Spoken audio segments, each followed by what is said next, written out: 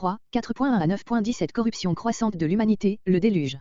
Cette partie de la Genèse nous raconte l'accroissement du genre humain et en même temps celui du péché qui, une fois entré dans l'humanité, s'y développe sans tarder avec tous ses effets malfaisants, la race tout entière finit par se corrompre et attire sur elle par ses crimes le châtiment divin. Caïn et Abel, 4.16.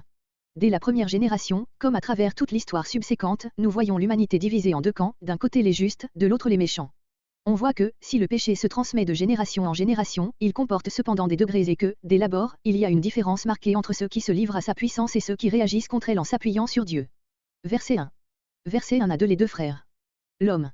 Nous traduisons ainsi pour être littéral, Adam est encore envisagé moins comme individu que comme le représentant de la race. Ayant connu.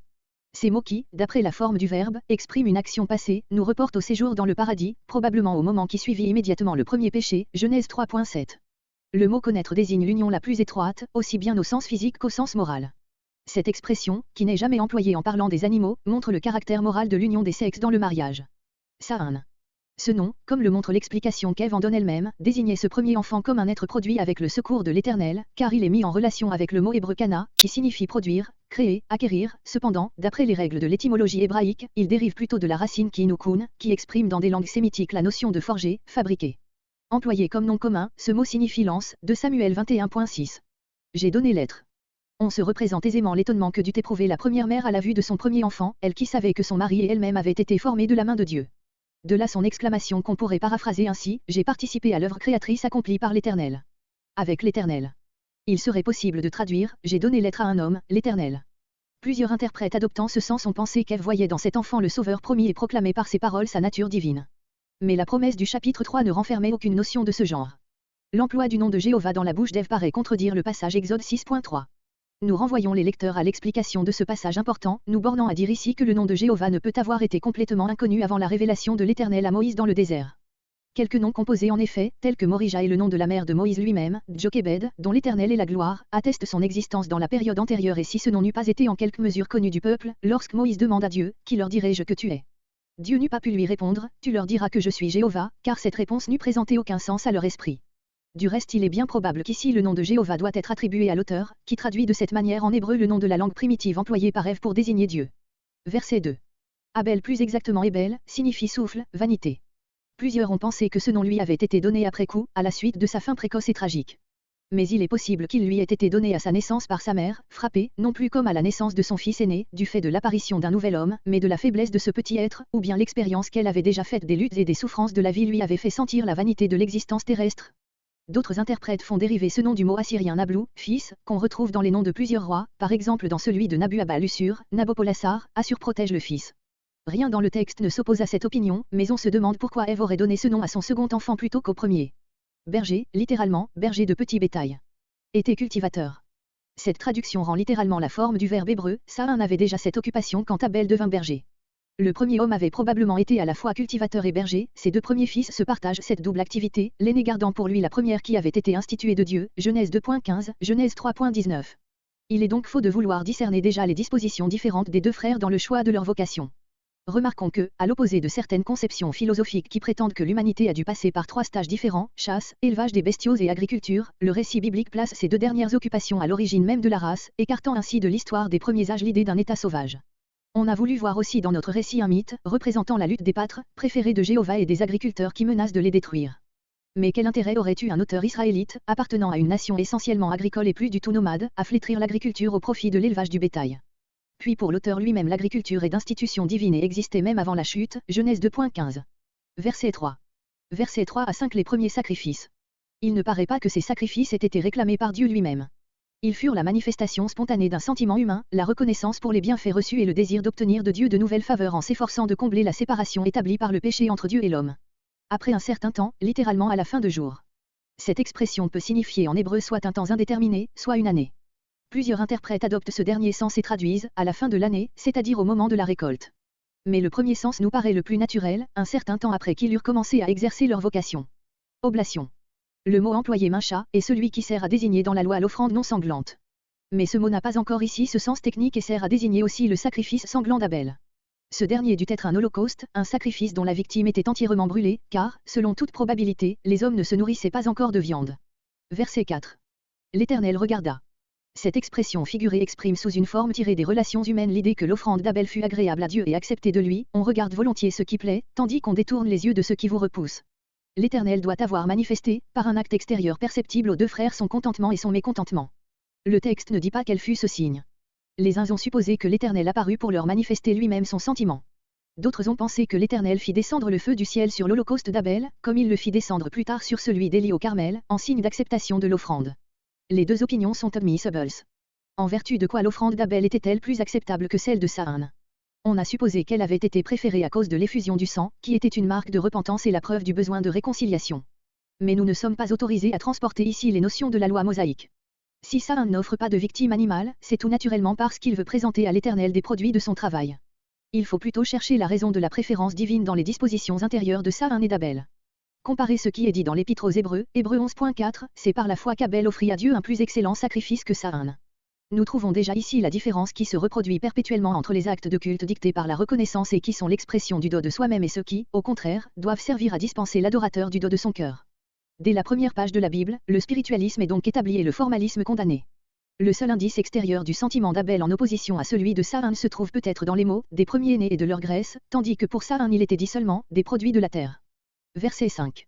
Notre traduction rend exactement les temps du texte hébreu, regarda, verset 4, n'avait pas regardé, verset 5. C'est lorsque Caïn vit l'offrande d'Abel acceptée qu'il remarqua l'indifférence de Dieu à l'égard de la sienne et qu'il s'irrita, son dépit naquit donc de la jalousie, cette douleur-là est ce que saint Paul appelle la tristesse selon le monde, qui produit la mort, 2 Corinthiens 7.10. Les mauvaises dispositions de son cœur ne se manifestent au premier moment que par l'abattement sinistre qui se peint sur son visage, mais cet abattement est le présage de mauvais desseins. Verset 6. Verset 6 à cet avertissement de Dieu à Caïn. Ici encore, comme après la chute du premier homme, Genèse 3.9, Dieu ne laisse pas le pécheur à lui-même, il consent à lui parler pour le rendre conscient de sa faute et l'empêcher de se plonger plus avant dans le mal. Plusieurs ont pensé que ces paroles étaient simplement la voix intérieure de la conscience chez Caïn. Mais après son crime la même voix se fait entendre et cette fois il y a un entretien qui ne peut être celui du cœur de l'homme avec lui-même. Verset 7. Dieu veut donner à Caïn l'assurance que rien n'est encore perdu, quand même son sacrifice n'a pas été accepté et que son relèvement ne dépend que de lui. Si tu fais bien. On pourrait entendre ces mots dans ce sens, si tu renonces à tes mauvaises dispositions contre ton frère, encore maintenant tu seras reçu. Mais il vaut mieux leur donner un sens plus général, si tu es animé de bons sentiments comme Abel, tu seras reçu aussi bien que lui. À la jalousie de Caïn, Dieu oppose son impartialité. Ne seras-tu pas agréé? L'expression hébraïque ainsi rendue signifie, proprement enlèvement, d'où élévation. On pourrait donc traduire, n'y aura-t-il pas enlèvement, de ton péché? Ou, n'y aura-t-il pas élévation, de ton visage qui est maintenant abattu? Mais on peut trouver aussi dans ce terme la notion souvent employée en hébreu de prendre, accepter la figure de quelqu'un, pour dire, lui faire bon accueil, le recevoir favorablement. C'est là le sens rendu dans la traduction et qui nous paraît le plus naturel. Si tu ne fais pas bien, si tu es animé de mauvais sentiments. Le mot que nous traduisons par faire bien n'implique pas nécessairement l'idée d'une action extérieure. Le péché. Nos anciennes versions françaises traduisaient, la peine du péché. Ce sens est grammaticalement possible, puisque l'hébreu n'a qu'un mot pour désigner le péché et la peine du péché.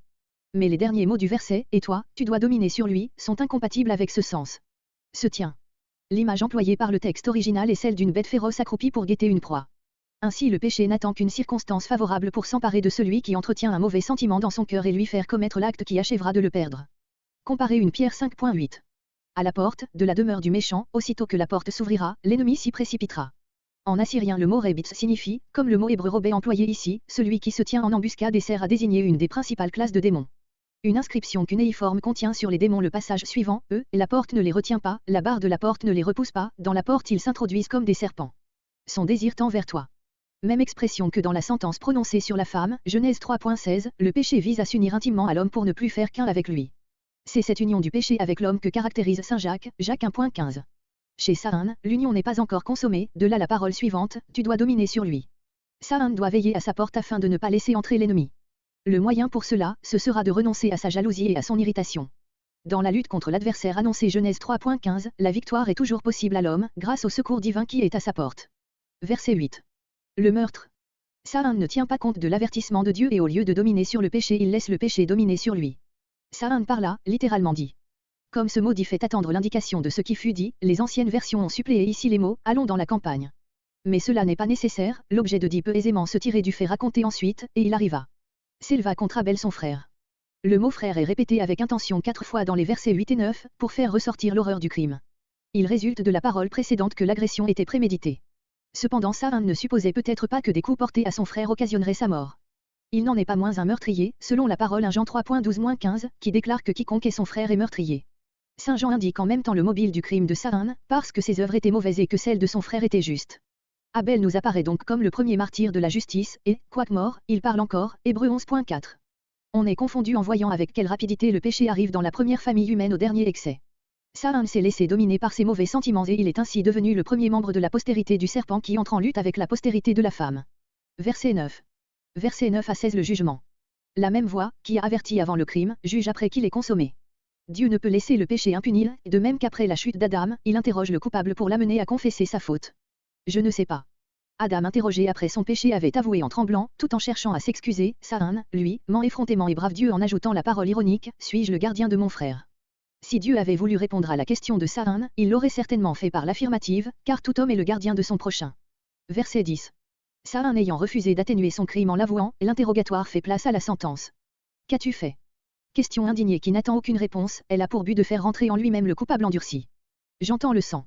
Littéralement, voix du sang de ton frère criant à moi de la terre. Aucun témoin n'ayant vu le meurtre, Saïn avait cru pouvoir le cacher en le niant, il doit se convaincre avec effroi de la toute science et de la toute présence de Dieu.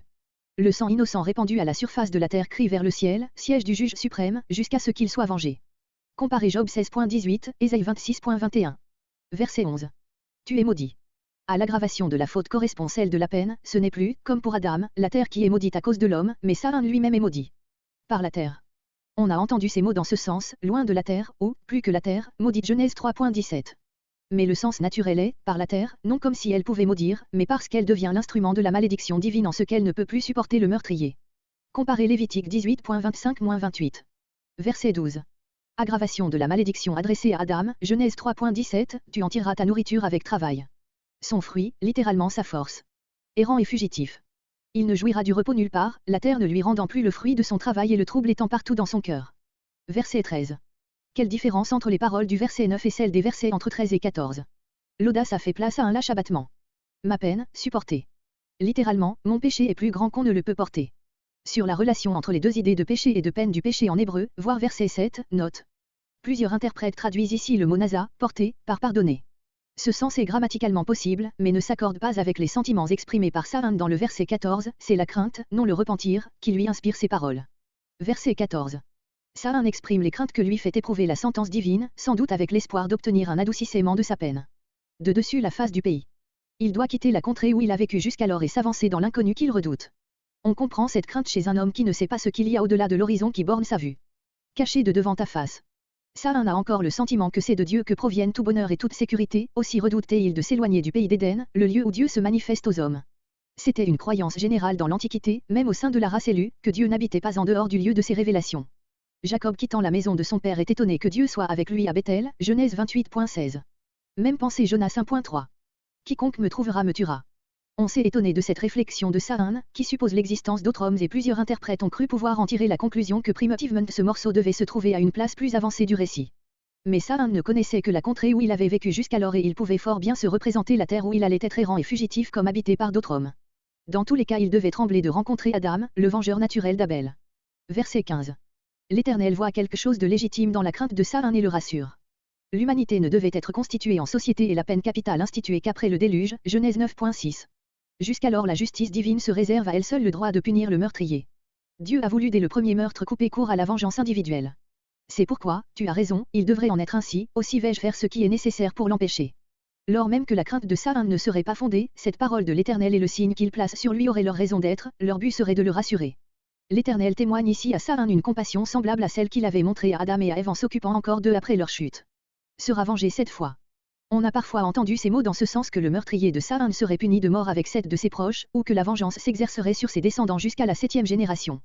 Le sens tout simple est que l'Éternel se chargera d'infliger à cet homme-là des tourments 7 fois plus douloureux que ceux dont souffre Saïn. Mis un signe sur Saïn, littéralement à Saïn. Quelques-uns ont entendu ce passage dans ce sens, que Dieu donna à Saïn un signe pour confirmer la promesse qu'il venait de lui faire. Mais ce signe n'aurait servi qu'à rassurer Saïn et non à empêcher qu'il ne devînt l'objet de la vengeance qu'il redoutait. Ce signe était sans doute une expression particulièrement sinistre sur les traits du meurtrier et du maudit. On se sent désarmé devant une figure contractée par le remords ou par la folie. Comparez 1 Samuel 21.13, où David contrefait l'insensé pour échapper à la mort. Cette supposition nous paraît plus naturelle que celle de lettre écrite sur son front, d'un vêtement particulier, etc. Verset 16. Résultat du jugement. de devant l'Éternel, du pays d'Éden, où l'Éternel se révélait. Nad. Ce nom, inconnu en géographie, signifie bannissement, il appartient à la même racine que le mot Ned, fugitif, versets entre 12 et 14, il désigne donc la terre d'exil. Les familles descendues d'Adam, 4.17 à 5.32. L'histoire de ces deux familles nous est donnée sous la forme de généalogies dans lesquelles sont insérées quelques notices biographiques. Les généalogies sont pour ainsi dire la charpente de la Genèse. Dans l'histoire des temps primitifs, Genèse chapitre 1 à 11, elles sont le lien vivant qui rattache les grandes périodes les unes aux autres, le déluge est rattaché à la création et à la chute par les généalogies des chapitres 4 et 5, l'histoire d'Abraham au déluge par celle des chapitres entre 10 et 11. Un trait caractéristique, c'est qu'à chaque fois l'auteur commence par la généalogie de la race qui est éliminée de l'histoire du royaume de Dieu, pour s'arrêter à la race élue, la généalogie des Saïnites précède celle des Sétites, chapitres 4 et 5, celle des Japhétites et des Chamites précède celle des Sémites, chapitres 10 à 11. De même plus tard celle d'Ismaël précède l'histoire d'Isaac, Genèse 25.12-18, et celle d'Ésaü l'histoire de Jacob, chapitre 36. Les deux généalogies des chapitres 4 et 5 présentent des différences de style qui font supposer qu'elles appartiennent à deux auteurs différents. La première est la continuation du récit jéhoviste, qui a commencé en Genèse 2.5 et se prolonge jusqu'au chapitre 4, la seconde, chapitre 5, provient de la même source que le chapitre éloïste. Tandis que l'auteur jéhoviste énumère les noms des patriarches en rattachant ici et là à l'un d'entre eux un fait historique, l'auteur éloïste rapporte sous une forme monotone et stéréotypée l'âge où chaque patriarche eut son premier fils, le temps qu'il vécut après la naissance de ce fils et la somme totale des années de sa vie. Le genre du jéhoviste est plus anecdotique, celui de l'éloïste plus officiel. Mais ce qui étonne dans ces deux généalogies, c'est la ressemblance de plusieurs noms qui paraissent dans toutes les deux. Voici les deux séries en face l'une de l'autre. Adam. Seth. Adam, homme, Enoch, homme. Saan Kenan. Enoch Maaléel. Ira Jéred. Mehujaël Enoch. Méthusaël Méthusela. Lémec. Noé. Jabal, Jobel, Tubal Saan Sem, Shem, Japh. On voit que d'un côté il y a 7 générations, de l'autre 10 et que le dernier membre de chacune des deux séries se ramifie en 3. Il est fort possible que ces chiffres si usités, 10, 7, 3, ne soient pas accidentels et aient pour but de faciliter la mémorisation. Comparez les 3 séries de 14 générations dans la généalogie de Matthieu 1. Dans ce cas, les généalogies n'auraient pas la prétention d'être complètes. Quant à la ressemblance des noms, bon nombre de critiques en ont conclu que, dans la tradition primitive, il n'existait qu'une seule généalogie des descendants d'Adam. Cette généalogie primitive, transmise de génération en génération, se serait modifiée en passant de bouche en bouche et aurait fini par exister sous 2 formes, dont l'une aurait été rédigée par l'auteur jéhoviste, l'autre par l'auteur éloïste.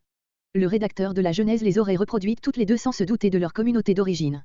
L'exégèse de détail nous montrera si cette supposition est admissible. Verset 17. Généalogie des Saïnites, 4.17-24. Et Saan connut sa femme.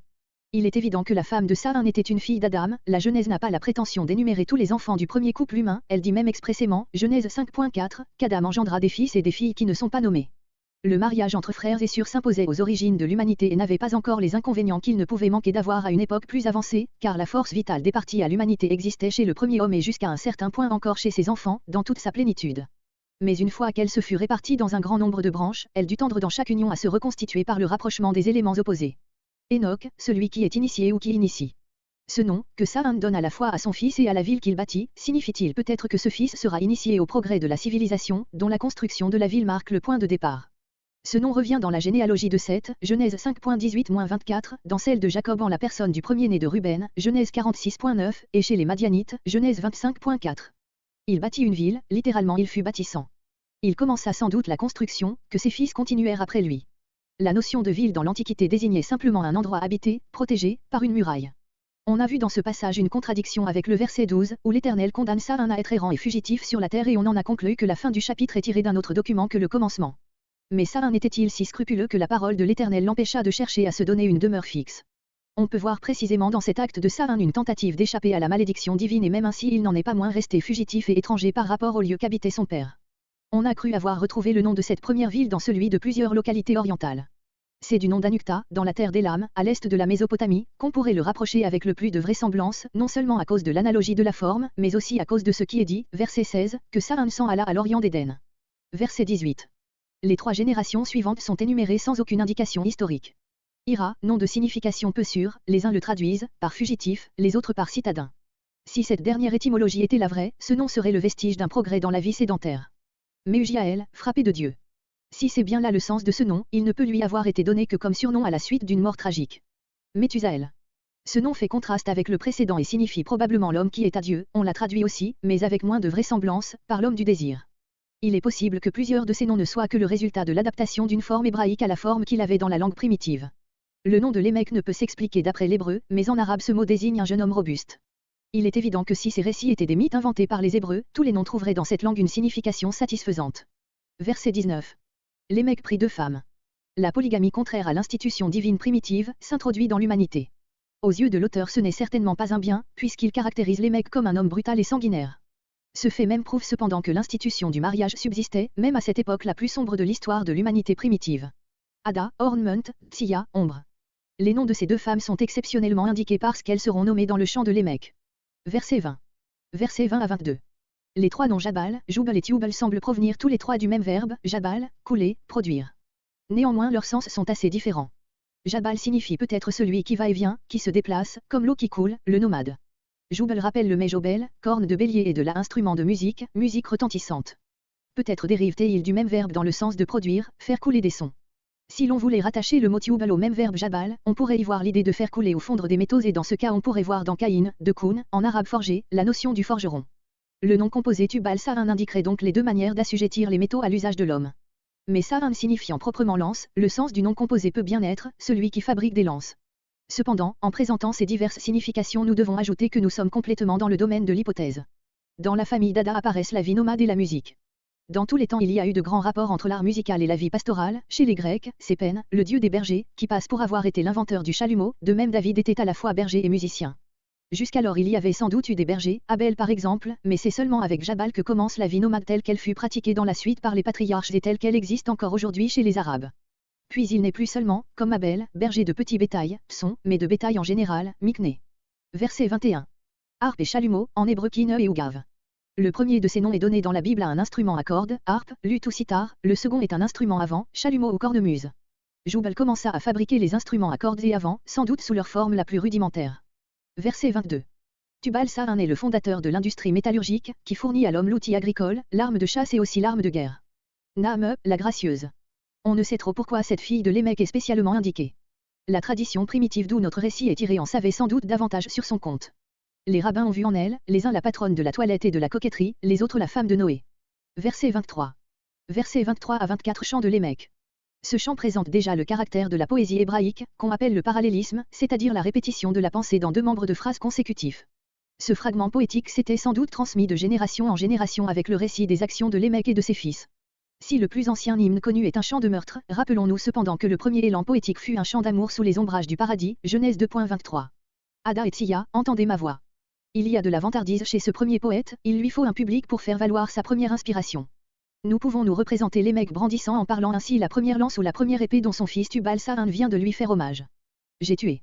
Cette expression ne signifie pas nécessairement que le meurtre a déjà été commis, le parfait peut servir en hébreu à exprimer ce que nous appelons le présent de l'idée, Lémec indique par là sa ligne de conduite.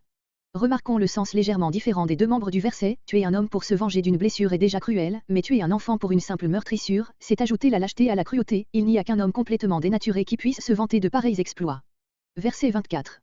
La garantie de vengeance que Dieu avait donnée à Sa'an paraît misérable à son descendant, il en possède une bien meilleure dans ce glaive qu'il tient en main, son arme et son Dieu, à lui. Avec Lémec, l'insolence de la race saïnite est arrivée à son apogée, la soif de sang et de vengeance à laquelle Dieu avait voulu mettre une digue, verset 15, a franchi les dernières limites, non seulement l'homme n'hésite pas à répandre le sang, mais encore il s'en fait une gloire. Quand cette contagion aura envahi aussi la race de Seth, le monde sera mûr pour le jugement. Cette histoire de la race saïnite nous présente le développement des arts et de la civilisation comme marchant de pair avec l'extension du vice sur la terre. Est-ce à dire qu'aux yeux de l'auteur le progrès matériel soit un mal? Évidemment non, la musique sera un puissant auxiliaire du culte, dont nous allons voir l'origine dans la race sétite et l'habileté dans le travail des métaux est considérée par l'Écriture comme provenant de l'action de l'Esprit de Dieu dans l'homme, Exode 31.3. Notre récit montre seulement que la plus grande prospérité matérielle n'est d'aucune valeur si elle n'est pas accompagnée de la crainte de Dieu et qu'elle n'empêche pas l'humanité de courir à sa perte. Dès ses premières pages, l'Écriture nie l'identité que le monde sans Dieu établit encore aujourd'hui entre la prospérité terrestre et le bien réel. On s'étonnera peut-être que ce soit au sein de la race rebelle que naissent toutes les grandes inventions. Mais il n'y a rien là que de naturel, les hommes, en s'éloignant de Dieu, se sentent remis à eux-mêmes et ne peuvent plus compter que sur leur propre habileté, ce sentiment, uni à l'amour de la jouissance, les pousse à mettre en œuvre toute l'intelligence dont ils sont capables pour se protéger et se créer une existence commode ici-bas. De là naissent les arts et la civilisation, qui sont cependant voulus de Dieu, la tâche de l'homme étant dès l'abord de dominer sur la nature et de se l'assujettir, comparez Luc 16.8. Verset 25. Verset 4.25 à 5.32. Cette généalogie n'est assurément pas composée d'un seul jet, en passant du chapitre 4 au chapitre 5, on est frappé de la différence de style, et surtout les 8 premiers versets du chapitre 5 ne sont que la répétition sous une autre forme des versets entre 25 et 26 du chapitre 4. Ces deux versets appartiennent sans doute au récit jéhoviste, qui a commencé à Genèse 2.5 et ils ont été conservés par le rédacteur à cause de la précieuse mention qu'ils contiennent, alors on commença à invoquer le nom de l'Éternel. Le chapitre 5 par contre, appartient à l'auteur éloïste, le même qui a écrit le récit de la création, Genèse 1.1 à Genèse 2.4. S'il en est ainsi, la généalogie des Sétites était aussi contenue dans le document jéhoviste, quoique le rédacteur de la Genèse ne nous l'ait pas transmise telle qu'elle se trouvait dans ce document. C'est ce qui ressort avec plus d'évidence encore si l'on rapproche de Genèse 4.25-26 le passage Genèse 5.29, qui appartient aussi à l'auteur jéhoviste et raconte la naissance de Noé. Si le jéhoviste mentionnait les 3 premiers et le 10e membre de la généalogie, il devait évidemment indiquer aussi les 6 membres intermédiaires. Versets 4.25 à 5.32 fragments de la généalogie jéhoviste. 7. Ce nom signifie remplacement, il vient d'un verbe qui signifie placer, établir. À la place d'Abel, Saïn, maudit de Dieu, n'existe plus pour sa mère. Verset 26. Énoch. Ce nom, provenant du verbe anash, être faible, malade, signifie l'homme, mais avec la notion de faiblesse. Ce fut alors qu'on commença à invoquer le nom de l'Éternel. Tandis que dans la lignée des Saïnites commence le travail d'une civilisation purement terrestre, la race sétite jette les premières bases du royaume de Dieu. L'homme connaissait Dieu dès l'origine et s'entretenait avec lui, mais ces entretiens ne constituaient pas proprement un culte, il semble que le culte n'ait été institué qu'au moment où l'homme a senti toute sa faiblesse et par conséquent la distance immense qui le sépare de Dieu. En effet, cette notice est placée immédiatement après la naissance d'Énoch, dont le nom rappelle l'impuissance humaine. L'auteur veut montrer ici jusqu'où remontent les origines de ce culte de l'Éternel qui s'est transmis des premières origines de l'humanité par Sem, Genèse 9.26, Abraham, Genèse 12.8, Genèse 13.4, Genèse 21.33, et les patriarches au peuple d'Israël. Sur l'emploi de Jéhovah comme nom donné à Dieu avant Exode 6.3, comparez ce que nous avons dit à Genèse 4.1. Il nous semble du reste que, dans ce passage-ci, l'accent n'est pas sur le nom de Jéhovah, mais sur l'acte d'invoquer. Ce que l'auteur veut rapporter, c'est qu'on commença alors à invoquer le nom de la divinité. S'il appelle cette divinité Jéhovah, c'est qu'il lui donne ce nom dans tout le cours de son récit, sans tenir compte du progrès de la révélation divine mentionnée Exode 6.3. L'auteur éloïste au contraire, dont le but est de présenter les alliances successives de Dieu avec son peuple, évite de donner à Dieu ce nom de Jéhovah avant l'établissement de l'alliance à laquelle ce nom correspond. Du reste il est bien probable, comme nous l'avons dit, que, dans la langue que parlaient Seth et Énoch, Dieu ne s'appelait ni Jéhovah, ni Elohim. Quoi qu'il en soit de cette question, l'auteur, en plaçant cette notice en cet endroit, a voulu établir un contraste entre la race de Saïn aboutissant à l'audacieux Lémec, pour qui Dieu n'existe plus et celle de Seth, où le nom de l'Éternel est invoqué. Ainsi continue à se manifester à travers l'histoire de l'humanité l'opposition entre la postérité de la femme et celle du serpent, dont nous avons déjà vu une première réalisation dans la personne de Saïn et d'Abel. Cette parole est pour ainsi dire le texte de toute la généalogie suivante.